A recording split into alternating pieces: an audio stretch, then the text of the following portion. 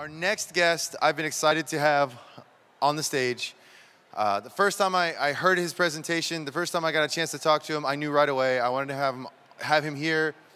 I wanted to work as much as I can with him because I believe in his mission, I believe what he's doing, because he's trying to change a paradigm. So please present a warm welcome to Dr. Peter Ballerstedt.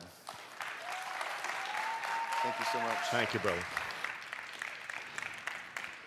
Afternoon, everybody. Thank you.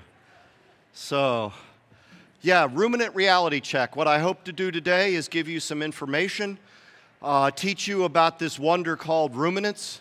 There are more ruminants than just cows, but those are the ones many people are most familiar with. I want to give you some information about what role they've played in humanity's past, why they're essential today, and why they will be essential to meet the needs of the 2050 world that's coming at us. I also hope that I can give people some information that they can take with them as they go back to living their lives, back in the world and have to do things like shop, or maybe they get to spread the message to others, maybe give some information that'll be useful to you. So just to give you my background, I'm an agronomist. I'm trained in soils, I'm trained in plants, I also am trained in ruminant nutrition. So I'm trained in those things dealing with healthy soils, healthy plants, and healthy animals. Like many, I've had my own personal health journey. So in 2007, I was a 51-year-old, balding, obese, pre-diabetic. Today, I'm just balding.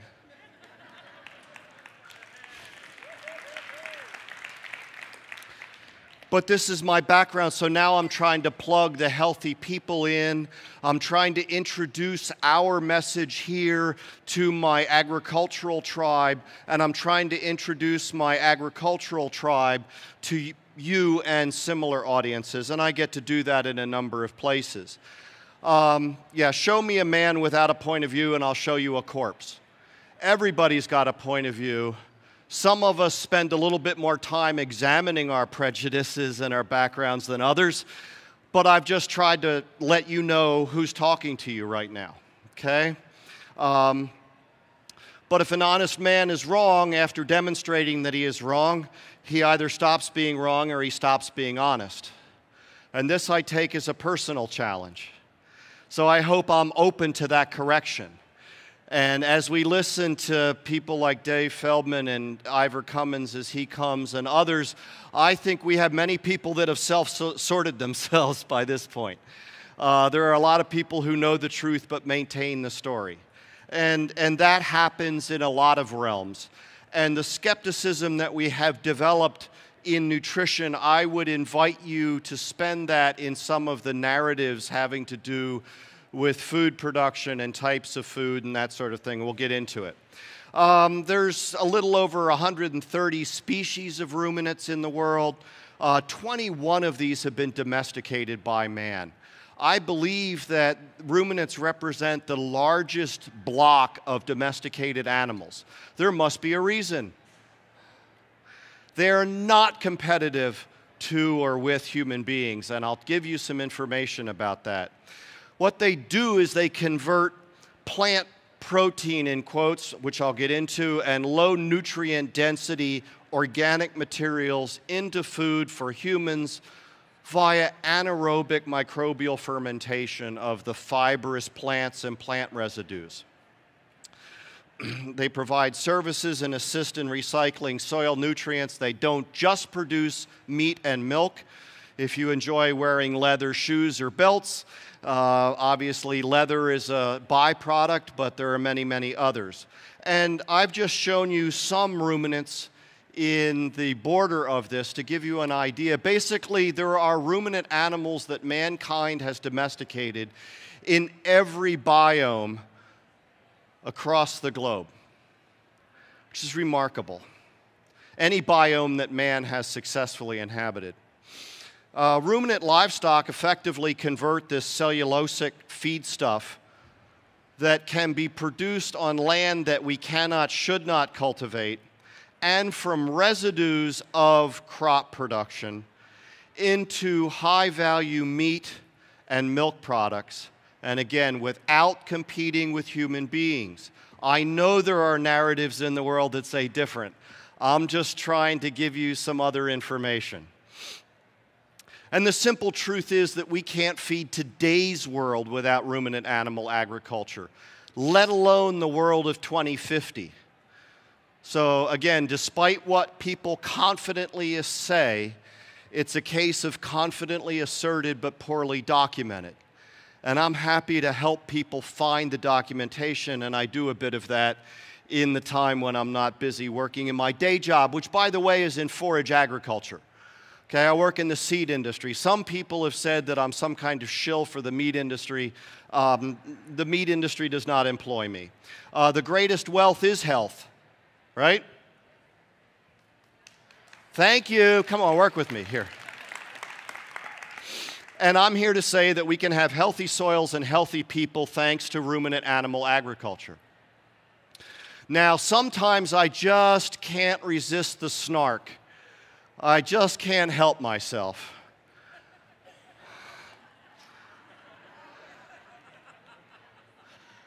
You know, it is arguable that the meat industry today is better for the health of the American public than the so-called healthcare profession. But see, I have this dream. I have a dream that one day the public will understand that their consumption of the products in the background, fresh meat is circled, will lessen their need for the products in the foreground, and diabetes care is circled. And happily, that day is coming. Yes? Thank you. It's not that soon after lunch. We should be recovering by this. Okay. And so what I hope I can facilitate is the transfer of information between tribes that we can move this thing forward. I am absolutely convinced that the number one problem facing public health today is hyperinsulinemia. Now, I'm just a forage agronomist, so take that with a block of salt, but I think that we can justify this. There's a model here that we call Liebig's barrel. We being people trained in soil fertility. This is where I first saw it. It's a useful model. Imagine a rain barrel, or wine if you're so inclined. It's made up of wooden staves. They're not the same length. The volume, the amount of wine or water that barrel can hold, is going to be determined by the shortest stave, yes? Thank you. Okay, so in this case, phosphorus is the most limiting nutrient element in this system. We can increase the lengths, we can spend money addressing other things, but until we increase the length of the phosphorus stave, we're not going to hold any more wine or water. So now we add some phosphorus fertilizer. Now nitrogen becomes limiting. And so on every time we make changes. And it's our job as managers to figure out what those interactions are, because we may get to some place that we just can't change it anymore. Sometimes it's heat, sometimes it's light. Can't change those. Okay, not economically. So, okay, let me model this with public health. Again, I think chronically elevated insulin is the short stave.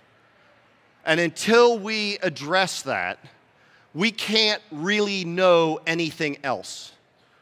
I think the strength of that signal is so strong that it's crowding out any other signal. So then we can look at insulin resistance, excess carbohydrate, protein deficiency I'll talk about in a little bit. We could be looking at other nutrient deficiencies. We could be looking at essential fatty acid deficiencies or imbalances. We could look at semi-starvation diets. We could look at other lifestyle factors, absolutely. But we have to get to that root cause. We have to address the short stave. And this is just one recent paper, 2015, Dr. Crofts, and she's just listing diseases that are associated with chronically elevated insulin.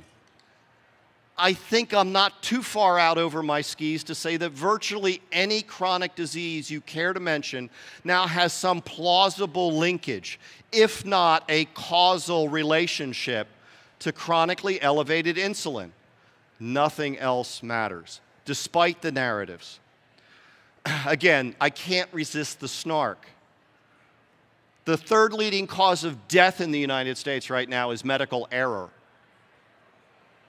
I'm not much interested in your theories about how to fix the broken in your mind food system when you can't get your brothers and sisters to wash their hands. Okay? Whoa. I've transgressed. I repent. Okay. You can tell when idols are being worshipped because human beings are being sacrificed. Right?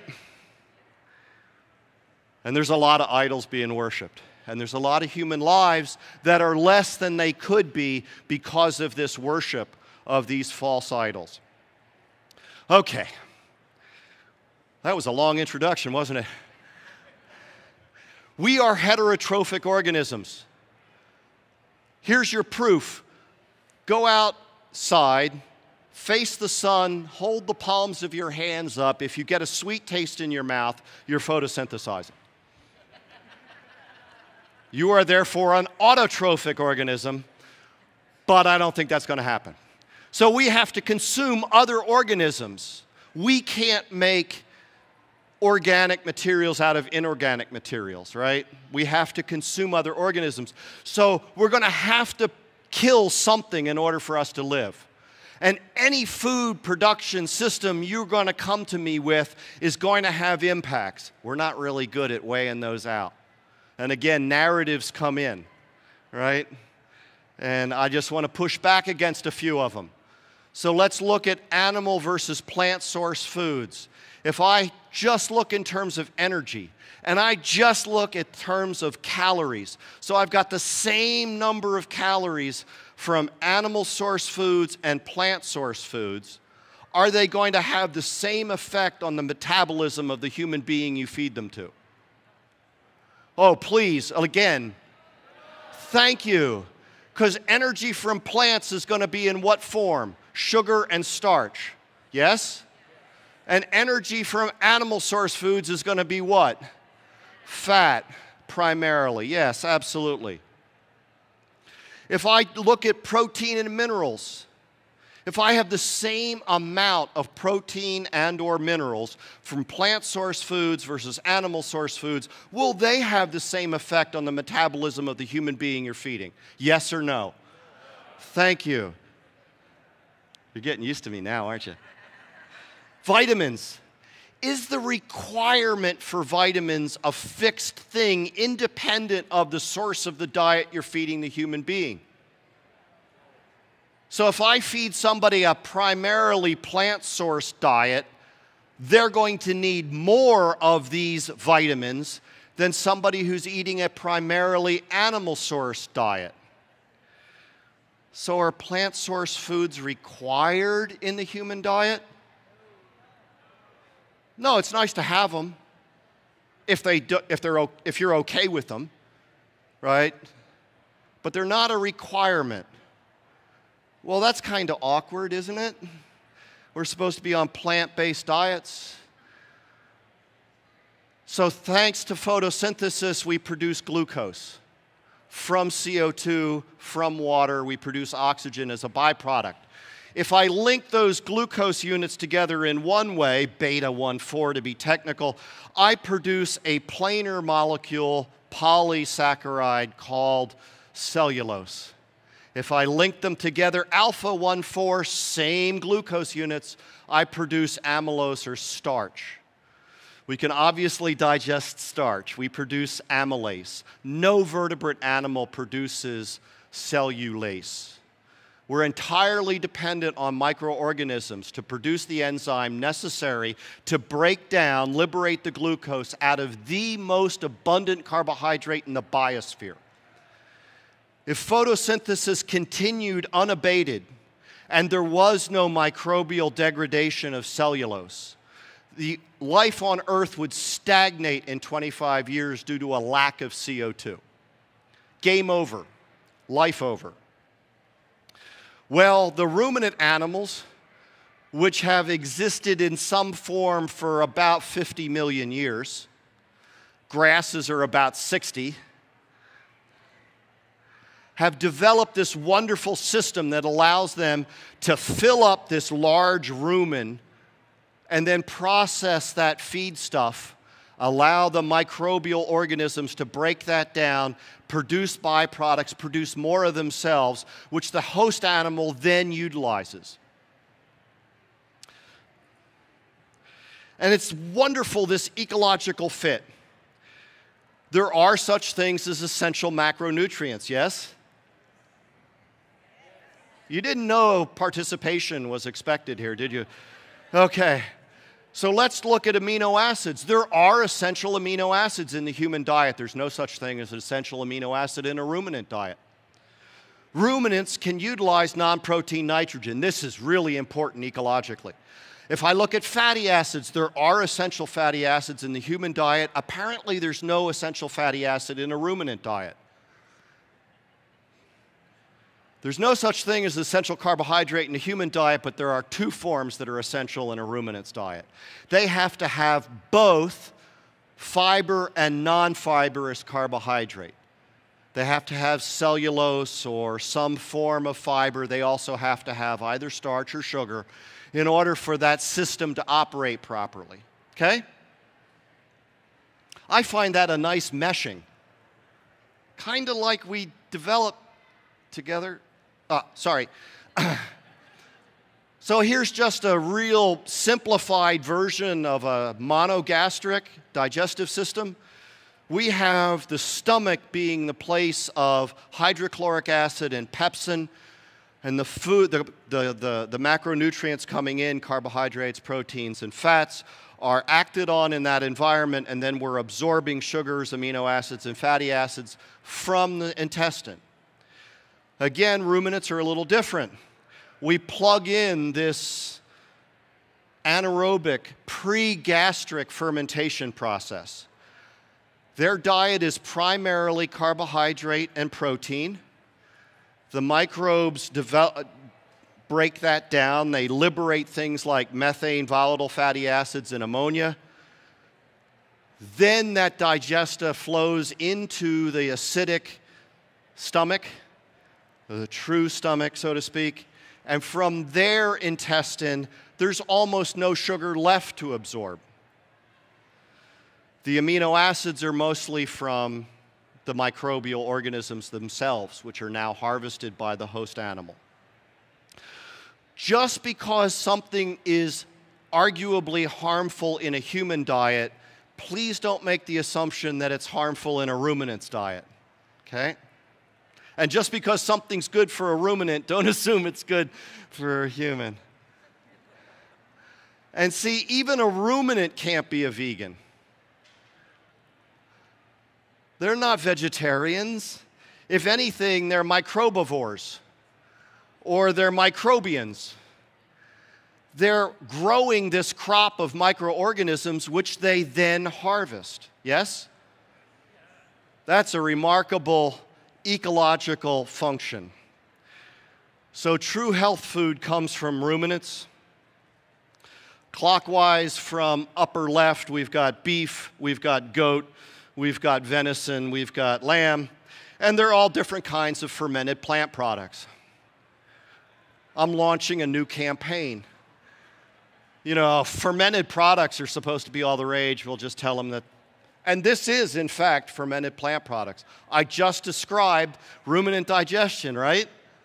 Okay.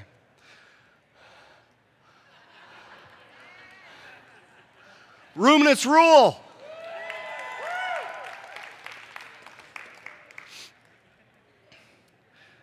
Seriously, the functions that they provide are absolutely essential. Our grasslands will collapse if we don't have ruminants grazing them, okay? Grasslands don't stay grasslands. They don't stay healthy and productive unless you graze them or burn them. I'd rather graze them. They convert structural, non-structural carbohydrates into fat. Thank you. They convert plant protein, in quotes, and non-protein nitrogen into high-quality animal protein. They reduce the unstable polyunsaturated fatty acids to monounsaturated and saturated fatty acids. They produce vitamin B12 and other vitamins. They increase the bioavailability of essential minerals. They degrade anti-quality plant components like phytates. Feed it to a ruminant, it's not in the flesh. Maintain health of grassland ecosystems, recycle nutrients and build soil health, provide services like draft, right, and byproducts. They generate new wealth, something in excess of $430 billion of new wealth generation worldwide from ruminant animals. So what's your alternative if you want us to go meatless? And isn't it interesting, we've got meatless Mondays, but not tofu-less Tuesdays. Again, a ruminant's diet is less than 6% crude fat. Some figures say less than 5%.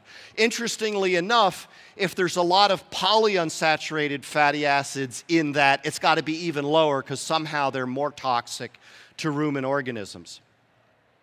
But 70–80% of her energy needs come from the volatile fatty acids that are produced by that degrading of fiber into volatile fatty acids. So she ingests a high-fiber diet, she digests a high-fat diet. You are not what you eat, you are what your body does with what you eat. And again, ruminant animals increase the food supply for humanity. At least half, and in some parts of the world, fully 100% of their diet is completely unusable by humans. So what's your alternative? We didn't evolve to eat meat. We evolved because we ate meat.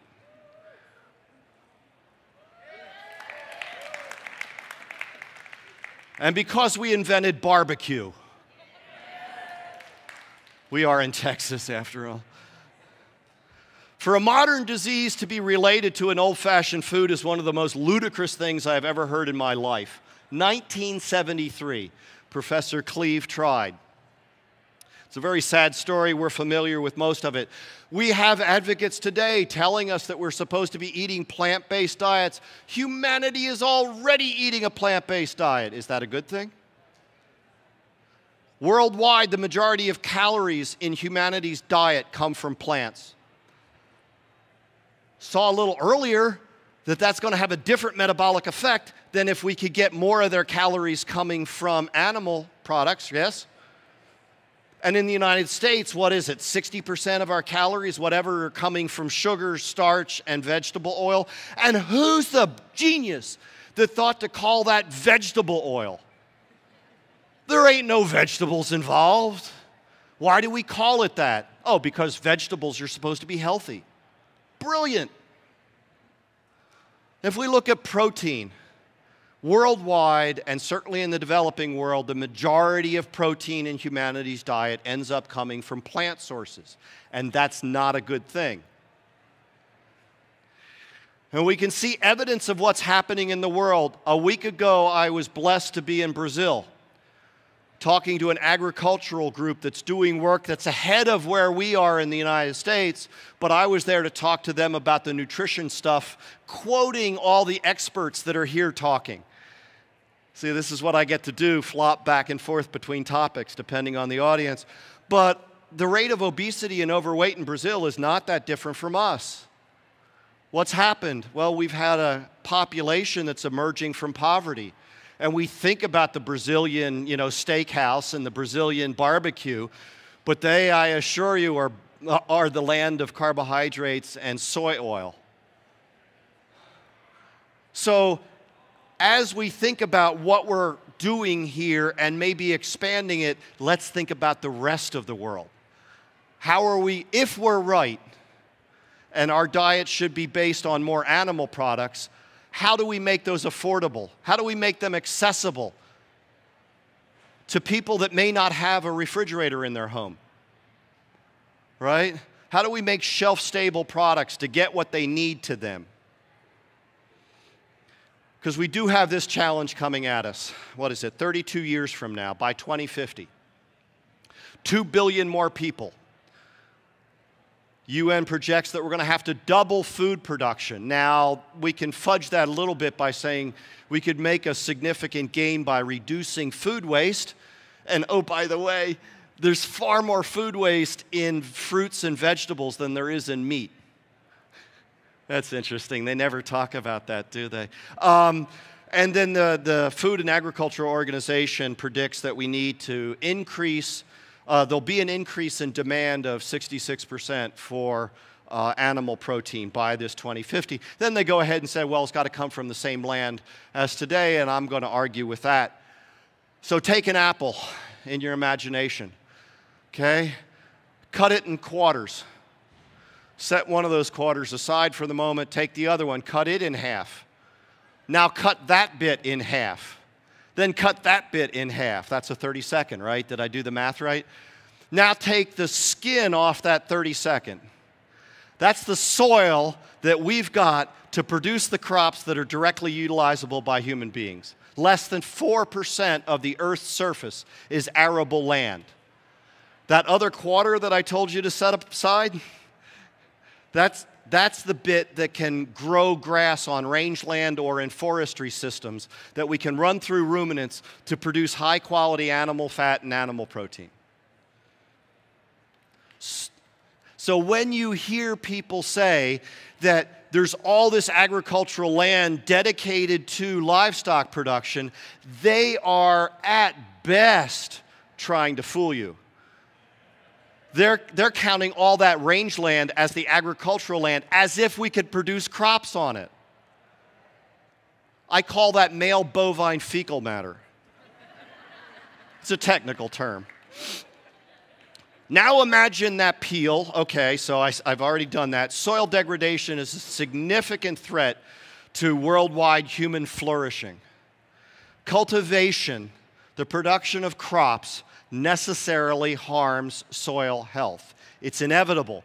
We can ameliorate it somehow, we can reduce it, but it is a destructive process. Perennial grass cover improves soil health. Perennial grass cover is what we'd have in ruminant animal agriculture.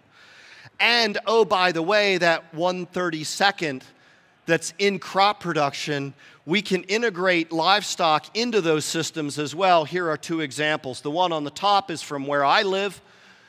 We graze seed fields during the grass or clover seed production cycle. Okay, so we're producing ruminant products, in this case sheep and wool, during a time when it's not impacting the crop development. And a similar thing happens in the southern plains when we graze wheat pasture with cattle in the wintertime. Okay? On the bottom is what I saw in Brazil, where we're integrating grass and livestock with crop production in between trees. Remarkable stuff going on. When our soils are gone, we too must go unless we find some way to feed on raw rock. Can't do it, but this was a quote from the turn of the 20th century. And it's still a problem. 24 billion metric tons of topsoil lost due to erosion per year worldwide. That's basically the area the size of Kentucky, 6 inches deep. Or it's all of Iceland, 6 inches deep. So when people want to talk to me about sustainability and why we can't have animal agriculture, what's your alternative? Are you saying there's no impact from that? Every single thing we do has an impact. How is it that you bless one and you curse the other? And these are some of the problems that are now demonstrable problems in the United States as a result of our specialized ag production system. Okay? In 1900, the typical farm in the United States produced 5 commodities. By 2000, it was 1. And there's a lot of reasons for that, but oh boy, you know, the food guide was one of them. So this thing infects and infests a lot of different areas.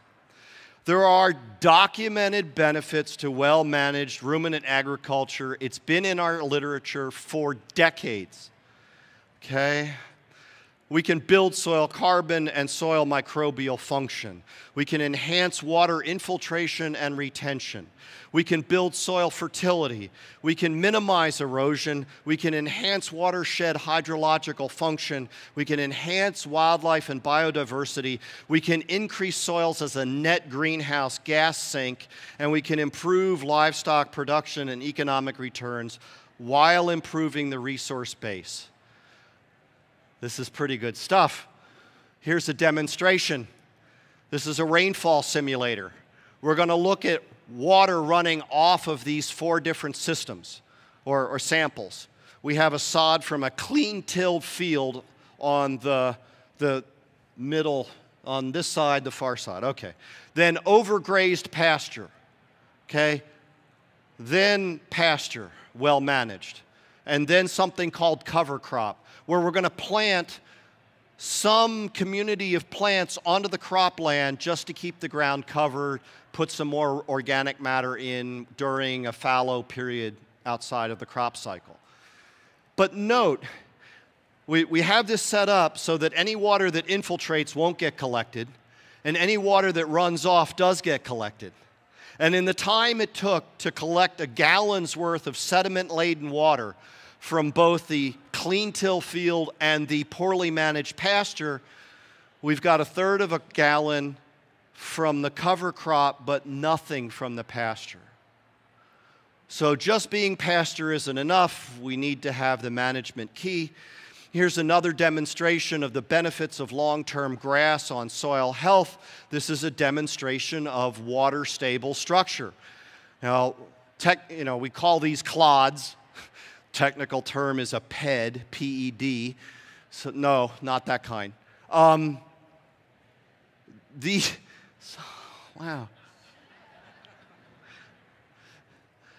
So the technician has dropped a dried PED from a soil that's been continuous conventional corn production. Okay? She's then immediately dropping a PED from the same soil type on the other side of that field. There's a fence, and now this is grassland, long-term grass. These are full water columns, so the PEDs are fully submerged. And 25 minutes later, this is what happens. We have the PED from the cornfield completely almost dissolving. It's just broken down into smaller particles. They're either at the bottom of the column or they're suspended in the water.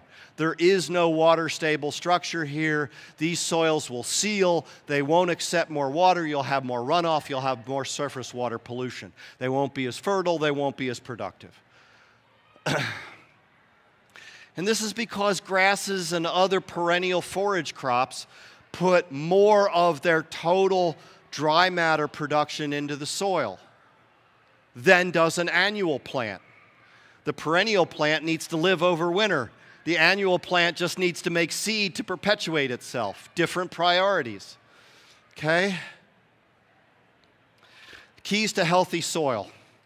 You need to cover the soil. You need a high plant diversity. You need to minimize soil mechanical disturbance. You need to grow plants for a maximum days out of each year. You need to incorporate well-managed ruminants. You need to manage livestock to enhance soil. What does that sound like? So what's their alternative? If we're going to not have ruminant agriculture, what's the alternative? Different amounts of carbon will accumulate at different rates in different environments. So anybody who talks about a one-size-fits-all and its impact globally is oversimplifying the conversation. Speaking of oversimplified, this is just a schematic of the typical beef production system in the United States. So we have cow-calf operation, typically running on less productive ground. 6 to 10 months, that calf after birth gets weaned. That calf can either go to better quality pasture or it could go directly to a feedlot. If it goes to the backgrounding, that's the feedlot. If it goes to stockering, that's a better quality pasture. grow it up a little bit, then send it into a feed yard where it gets a ration that, yes, will contain some higher energy feed, but to call it grain is an oversimplification. In the United States, the typical production system on a life cycle basis, feed required for an average grain-finished feedlot steer, over 80% of the feed that animal's going to consume is forage. Human beings cannot use it. Almost 10% is going to be non-forage, non-grain, so mineral, that kind of thing. And a little over 9% is going to be grain. I'm going to make the suggestion it's better to run it through a ruminant than feed it to humans.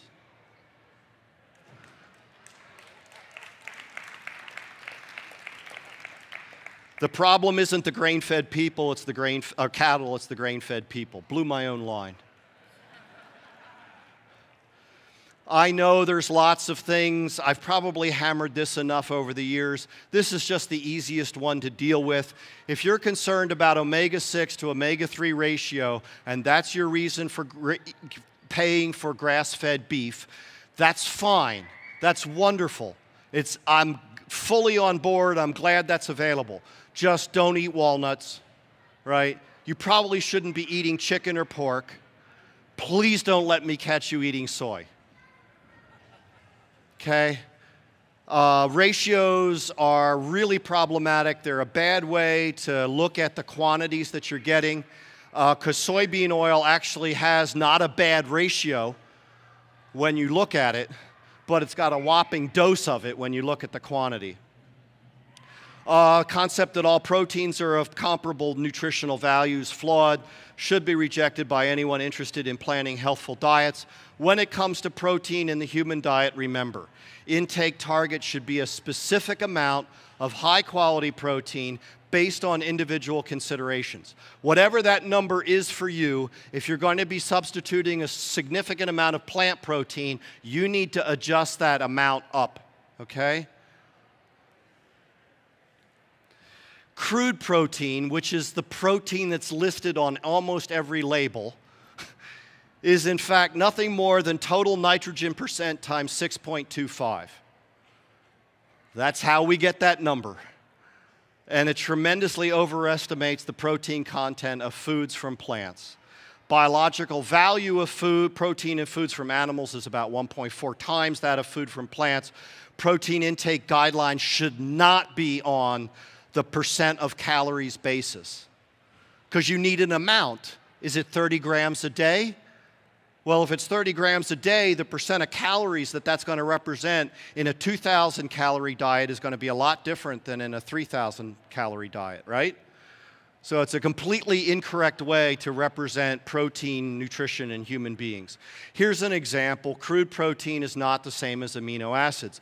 We've got crude protein in these beans, about 22.7%. Yet if you look at the amino acid analysis, it's only 13.1%. So if you look at the ratio between true protein and crude protein in beans, it's 58%. In beef, it's 92%.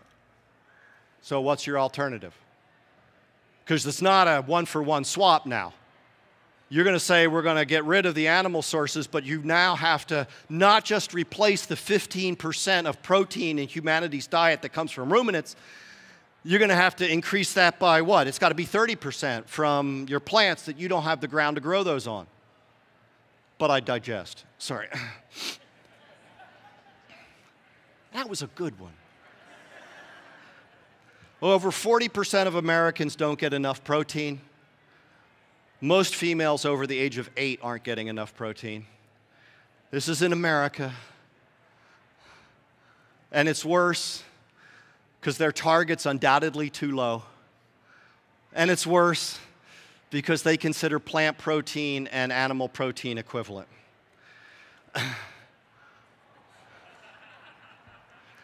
So I'm trying to launch a ruminant revolution. I'm trying to get people behind ruminant animal agriculture in the United States and worldwide. Remember, a steak a day keeps the doctor away. And arguably, the best thing you can do is stay away from your doctors. But But on a serious note, I looked this up. So to all of you, in your own way, is it in your household? Is it in your wider family? Is it in your community? Are you a professional in this realm? Whatever it is that you're doing, and if what you're doing is only reclaiming your own health, you have no idea who's watching, right? Whoever destroys a soul, it is considered as if he has destroyed an entire world. And whoever saves a life, it is considered as if he saved an entire world. If I can do anything to encourage you, please let me know. I'm grateful for the opportunity. Thank you for the invitation. Thank you for your attention. This is a shout out to the Oregonians that are here. All right. This is what home looks like to me. Yeah, there really is a town in Nova Scotia called Meat Cove. Anybody else been there? I have a blog. I'm on Facebook. Look for me under Grass-Based Health.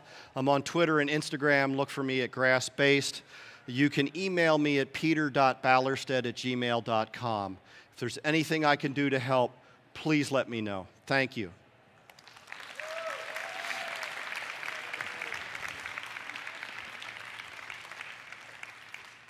If there are any questions, please make sure you speak close to the mic. Seriously, my mind was just blown by that 9.3. Close to the mic. 9.3%. Yeah, don't let that shape intimidate you.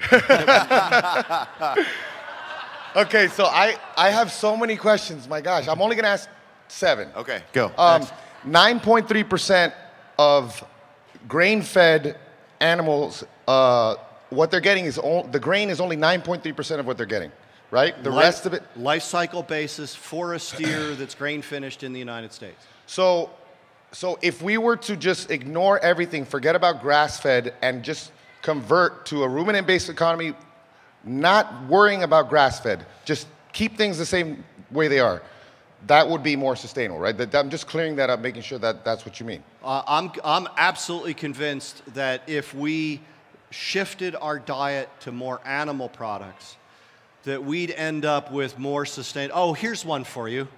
Okay, all of agriculture in the United States, greenhouse gas emission is 4%.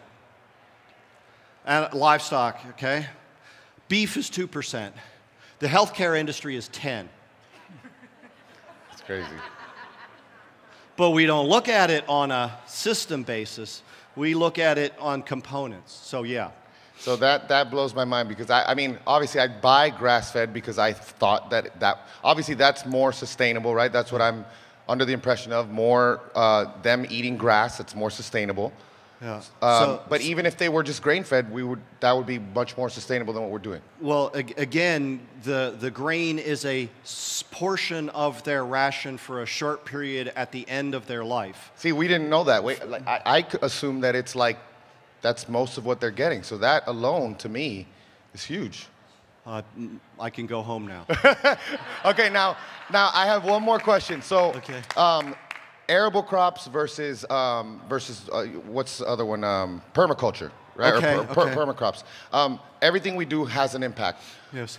Can we change arable crops to permacrops because it seems like it's a much more sustainable thing? And so if we were really serious and we took those arable crops, and that would save the soil because we're not doing what we do to soil with those crops. Tillage, yeah. Yeah. Would we be able to do that? And if we did, have there ever been like models looking at what would happen if we did that? It would seem that if we were to create more permacrops, aka more grass, more animals foraging that grass, that would be much more sustainable. Well, I think it would be, but understand that we can harvest more photosynthate, if you will, from these annual crops per unit area than we can running through a ruminant animal.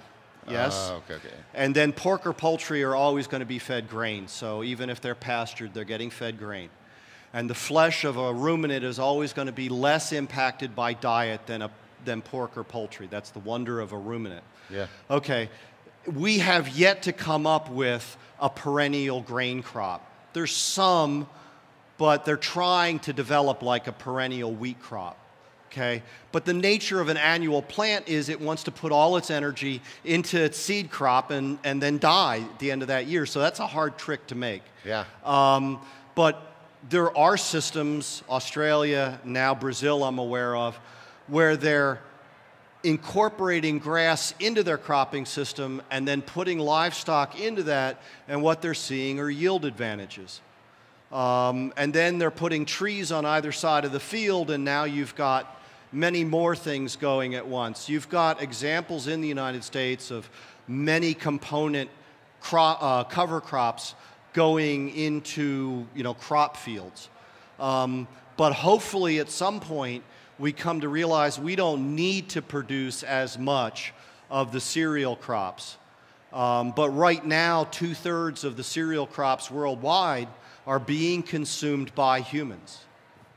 So again, the problem with the narrative is that there's all this feed somehow that is going into animals that could go to feed humans, and there's not that much. Gotcha. Wow, that's blown my mind. All right, last one. Well, you're going to have to talk to these people. But That's it. Oh, okay. Okay, so people love models, and you talk about 2050. This is how much food we need to feed the world. This is how much it needs to increase. Have there been any models looking at, hypothetically, if we were to increase ruminants, right? Yeah. Increase that type of agriculture, the rate of what they would do to improve the soil by that time? Have we looked at that? Yeah. So there was work done in southeastern U.S. and it demonstrated the increase in soil carbon and its equivalents over just on a year-over-year basis, and it's a phenomenal impact. But recognize that's never been the issue. It's just been part of the propaganda. But what we do know is that for every 1% increase in soil organic matter, we can hold another 27,000 gallons of water per acre. And so this is what's critical for productive soils, for maintaining our watersheds. U.S. has 10% of the world's beef cattle. We produce 20% of the world's beef. If we could just leverage that technology appropriately to other parts of the world, we could end up producing. But then we face other issues like stable politics, rule of law, infrastructure, those things that are completely outside of my, Forage Crops 101 book. But they're worthy goals for us to work on because it talks about helping our brothers and sisters around the world flourish. So that's... Thank you. You're welcome. Thank you. I just have a question. You talked about how to ferment, they need cellulose and a carb? Yes. And where is that carb coming from? Is that the root of whatever they're eating, or? No. So in grass, for example, perennial ryegrass is a common high-quality perennial forage grass. On a dry matter basis, it can be as much as 18% non-structural carbohydrate, some form of sugar. Oh, just like the lettuces and stuff that we eat have carbs in them and also cellulose. Yes, exactly. Like that. Yeah. Okay. Yeah. And if you didn't have that, there wouldn't be the readily available energy to support the growth and activity of the microbes to then degrade the cellulose. Okay. As far as the finishing on grain, if that land was used for pasturing instead of growing grain to feed the cattle, is that more ideal? Not necessarily. And why not? Well, it depends on the environment. In most of the United States, there's something called winter. So how are you going to feed the animal during the winter? So stored feed is important. Again, they're already integrated. In some cases, we're already grazing those fields, in some cases during the production cycle. And the crops, these crops produce more harvestable yield than grass to cattle. Okay.